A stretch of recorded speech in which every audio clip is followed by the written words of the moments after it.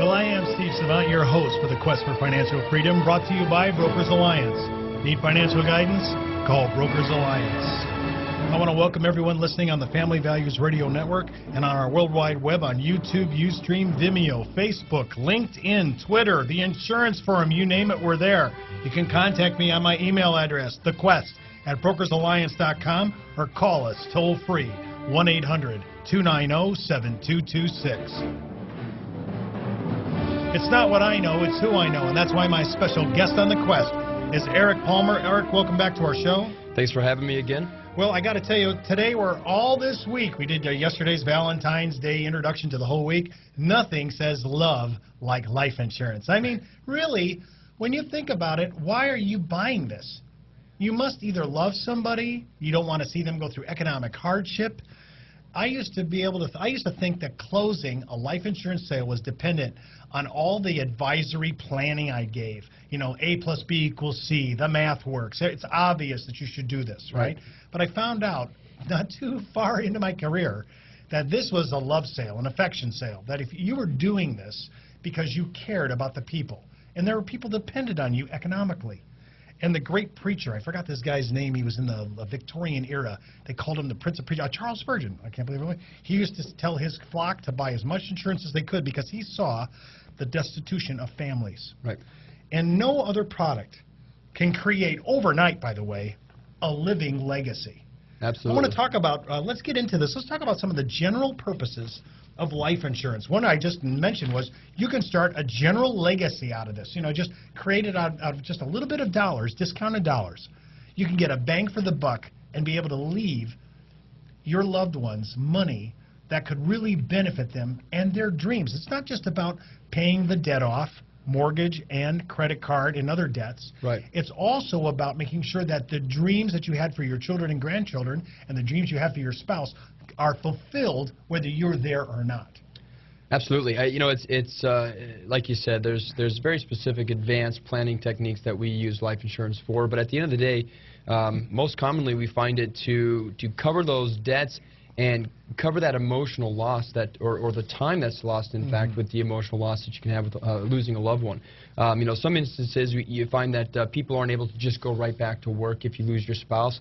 Sometimes there could be 5 to 10 years of grieving where things just aren't the same as they were before. And on top of that, creating the legacy, like you had mentioned, your kids, maybe they're still in college. And they've got a lot of life ahead of them, and you want to give them a good start, a good head start to focus in on their careers and things like that. So there's a lot of positive advantages to build that wealth for the family, in addition to covering all those costs and losses at that time. Well, I'm looking at all the things that it can do. It can pay off loans. You can replace a charitable gift.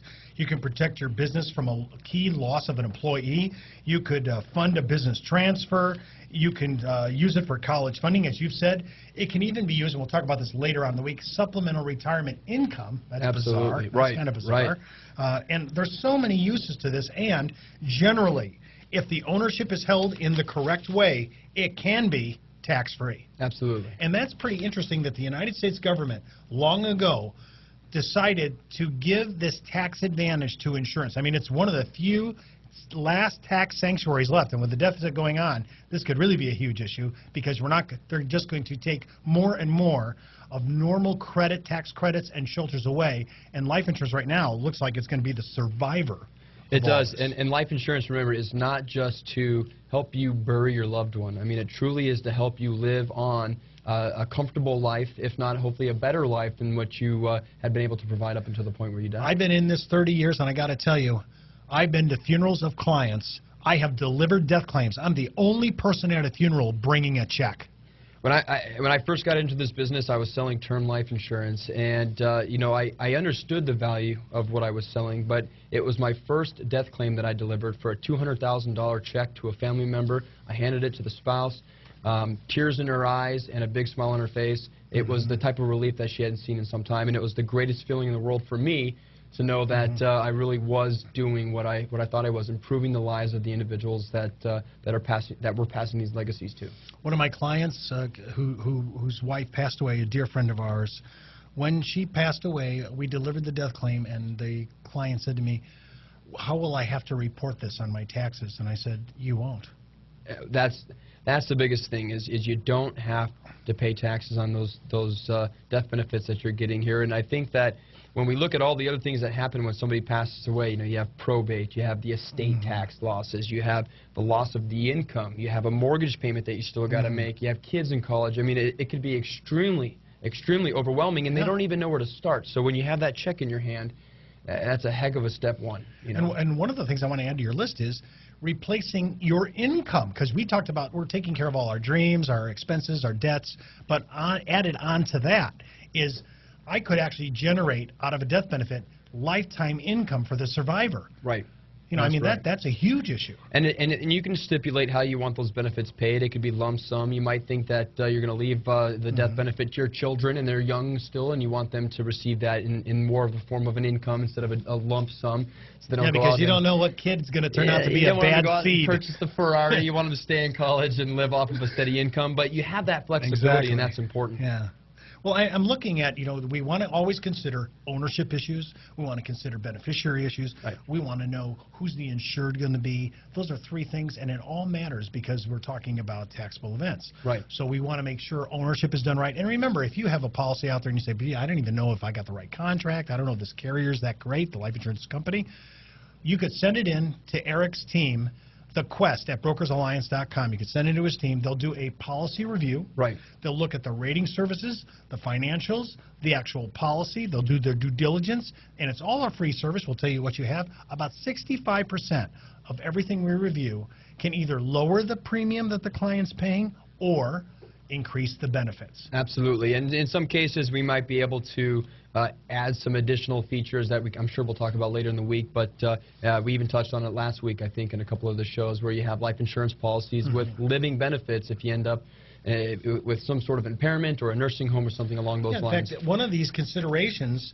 allows you to accelerate the death benefit. I mean, talk a little bit about that, because that is really strange. Usually it's tied to some form of terminal or chronic illness, but if you end up in a nursing home, or let's say you can't perform 2 out of the 6 of activities of daily living, things like feeding yourself, dressing yourself, you might qualify for an acceleration of that death benefit. So if you have a $500,000 life insurance policy, you might be able to take out does that matter what life insurance? $100,000. Does that mean what life insurance contract? What if it's just term? They still have the accelerated benefits on that? There are accelerated benefits on term policies too, and sometimes they're in the form of a rider. But it's important to ask those questions. How can they do that? I mean, it's term insurance that has no cash value. We'll be talking about this tomorrow, of course. But I'm curious because it has no cash value. And so I'm trying to figure out, okay, how are they advancing money that's not there? It's based on the actuarial study. The insurance companies have determined how often that occurs. They work that into the premium dollars. Well, obviously it can't occur too often, otherwise they'd be broke. They'd be broke. But they really look at those types of numbers, and also there's a element that you're paying for inside your premium. So you're paying a little bit extra for those features, but when you're at that point and you need that death benefit accelerated and you need some cash right now to pay off medical bills, it was well worth it. Well, I'm looking at this, some of the ideas here besides how should premiums be paid. I mean, sometimes in a business they'll pay it through the business itself or personally be paid, or sometimes you deal in the area of premium finance where you use other people's money, i.e. the bank. Right. In some cases, we're dealing with large estates. I'll give you an example. We had an individual that needed $20 million of life insurance. And why would anybody need so much money? Well, at some point, you start accumulating enough wealth, the government's got their eye on you, and they are going to look at estate taxes. That's one of the biggest things. Now, they just increased the exemption for estate tax. So over 10 million married 10 couple. million with a married couple. Yeah. But there's individuals that are net worths are well over $100 million, and they still have large holes. I would like to meet those people. Yeah, I've met a few of them, and they've got large holes in their estate plans. And so these policies can be very expensive. And if you have the right financial wherewithal, we can actually borrow those premiums from a lending institution. And it makes economic sense. It makes economic sense. It actually improves the rate of return for the client significantly over their lifetime. All right, well, if you're listening today and you have a sizable estate over $10 million, please call me. Absolutely. But call us at The Quest, and we'll go ahead and measure that out and see what kind of numbers that could be. I didn't know you could get other people to pay for it. Well, absolutely. And cash flow is really important even to the wealthy. And I think that if you are wealthy, a lot of times we have business ties or business ownership there. And right now in this low interest rate environment, they want to hang on to their cash so that they can keep their companies moving. And we do look for ways to try to cover those premiums without having to interrupt too much of the cash flow. One thing we always forget about is remember, there's the whole culture has changed, and we're talking. Sometimes we have to talk about our spouse being covered too.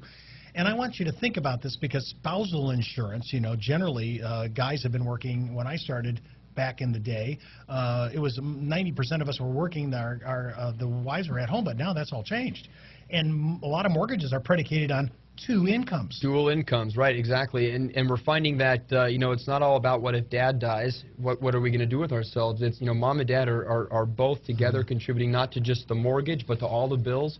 There's two cars, they're each paying a separate car payment. I mean, there's significant losses financially, and of course you bring back the love side. When your wife dies, it's just as painful as when your husband dies, and we want to make sure that the family legacy carries on and that those individuals carry on with as little on their mind as possible. Well, we are doing Valentine's Day week, and hopefully you're not celebrating your spouse's passing.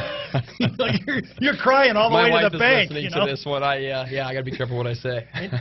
I love that. Well, just remember that you always want to qualify yourself. Are you a dual income, no kids? Dual income, raising kids?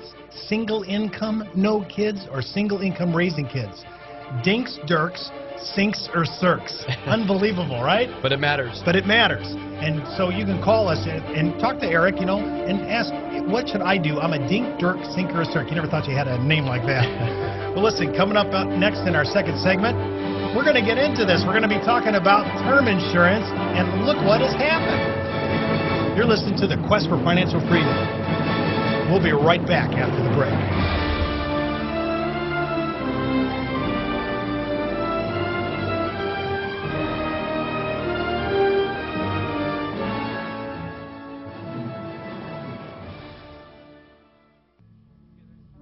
Economists call the first 10 years of the new century the lost decade, where most Americans experienced a level of unprecedented financial loss.